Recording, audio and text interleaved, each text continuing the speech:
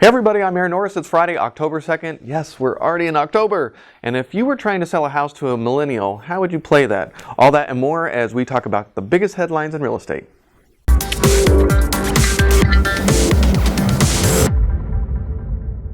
The National Association of Realtors reported a 1.4% decrease in pending home sales last month, despite analysts expecting a 0.5% increase. Consumer spending increased 0.4%. Mortgage delinquency rates are up a little bit, 2.5% last month, but they're down 18.2% year over year. Cash sales decreased to 31.3% from 33.9% according to CoreLogic. Spending on residential construction in August stood at $1.1 trillion, and interest rates for 30-year are 3.85 and 15-year are at 3.07. It looks like investors that rush to build and buy homes as investments in areas rich in oil shale have been a little disappointed. Low oil prices have meant shale doesn't really pencil, and that has left a lot of houses, well, vacant. Some are actually a little optimistic, saying they believe in the future of oil production, and so it's a long-term play because, you know what, oil actually does fluctuate, so it'll probably come back. It just might take some time. Known as the hold harmless grace period, this new rule ensures real estate closings will not be interrupted by the new TRID changes going into effect October 3rd. That's tomorrow, Saturday. Since it's a big change for the industry, Richard Cordray with the CFPB thought lenders and originators should have some more time to adjust to it and not have to have it all right the first day. That's awfully nice. Did you miss the Inland Empire Economic Update with Christopher Thornburg and UC Riverside? Well, I've got a tiny bit of an overview. If you don't know, Christopher Thornburg is now at UC Riverside helping out with their new real estate center. He started his career at UCLA and works with Beacon Economics and still will, but he's also going to be helping UC Riverside develop their program, their real estate program there. Bruce Norris was there moderating a panel for the CEOs of San Bernardino, Riverside counties, as well as the Chancellor of UCR and the CEO of Cal State San Bernardino. Really interesting conversation of how they're all working together, all those big entities to bring jobs to the region and what's really happening in our region. Lots of exciting, interesting things. Christopher Thornburg's take on real estate, however, was actually pretty positive, and he's not expecting any bust anytime soon, no asset bubbles, anything like that. The main areas of concern that he has is really more on the political side. So things like education choices for our students, bad financial regulation, lack of public investment, lack of engagement by people in politics, saving rates, and the number of housing stock in California. He's been saying that for years on I Survived and on our radio show.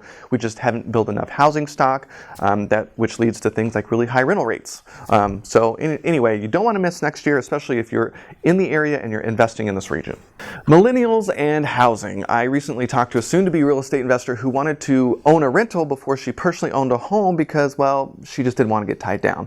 The story of the millennial's life, right? We had to laugh. So flexibility is huge for millennials, but location is really important because many are gravitating towards urban job centers and they just don't want to be tied down because they're just not sure about the economy and where they're going to live. And if you live in an area like LA, if you live in Pasadena and your job is in Santa Monica, you're giving up about 4 hours of your life per day in traffic. So they've been watching the downturn and watched families got burned by real estate. They're just not really looking forward to getting tied down. So this is a real issue for realtors. When you are selling houses, how are you pitching this to millennials? Are you selling them homes where they have the flexibility where they can rent it out if they decide they have to move? Are they looking for condos or houses? And I know this might be different depending on what city you're in, but I'd love to hear your feedback. How are you selling or pitching real estate to millennials? And I'd love to hear some ideas. So if you're on YouTube, please leave a comment below, like, share, and subscribe. I can't wait to hear your input. And if you're on Facebook, like and leave your comments right below the video. For many more headlines, you can of course check our website, thenorrisgroup.com/blog. Up on the radio show this week, we've got David Kittle continuing our interviews before I Survive Real Estate coming up October 16th.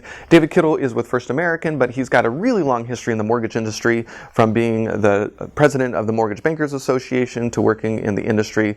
I can't wait to hear an update on the mortgage situation. October 8th, we're going to be in San Jose, how to make $100,000 per deal in 2015. That's going to be at SJREI, followed up a few days later with Cashing In on a Boom. This is a new look at strategies working in the current market. It's a little special one day that we're putting together, and you have to be a subscriber to get there. So if you're up in the Northern California area, we'd love to see you there. October 27th through 29th is our final property buying boot camp here at the Norris Group. If you want to come in our office for 3 days and learn what it takes to be a California real estate investor, you won't want to miss that. Our next one isn't slated till way in February.